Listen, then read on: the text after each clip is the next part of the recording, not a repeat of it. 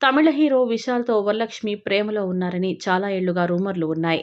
అయితే ఆమె తండ్రి శరత్ కుమార్, విశాల్ మధ్య మనస్పర్ధలు ఉండేవి. దీంతోనే విశాల్, వరలక్ష్మి ప్రేమ పెళ్లి వరకు వెళ్లలేదని రూమర్లు ఉన్నాయి. అయితే ఇప్పుడు వరలక్ష్మి పెళ్లిపై నెలకొన్న సస్పెన్స్ వీడింది.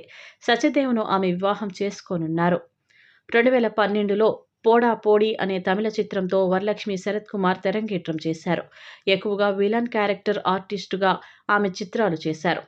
వైవిధ్యమైన నటిగా పేరు తెచ్చుకున్నారు. 2018 వరకు తమిళ, మలయాళం, కన్నడ చిత్రాలు చేశారు వరలక్ష్మి.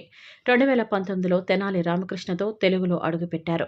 2021లో వచ్చిన 'క్రాక్' సినిమాతో తెలుగులో ఫుల్ పాపులర్ అయ్యారు వరలక్ష్మి. ఆ సినిమాలో జయమ్మ పాత్రతో ఆమెకు మంచి గుర్తింపు వచ్చింది. ఆ నెగెటివ్ క్యారెక్టర్‌లో ఆమె మెప్పించారు. ఆ తర్వాత 'నాంది' సినిమాలో న్యాయవాదిగా నటనతో ఆకట్టుకున్నారు. ఇదే క్రమంలో తమిళం సినిమాల్లోనూ నటిస్తున్నారు. తెలుగులో 'యశోద', 'వీరసింహారెడ్డి', 'మైకేల్', 'ఏజెంట్'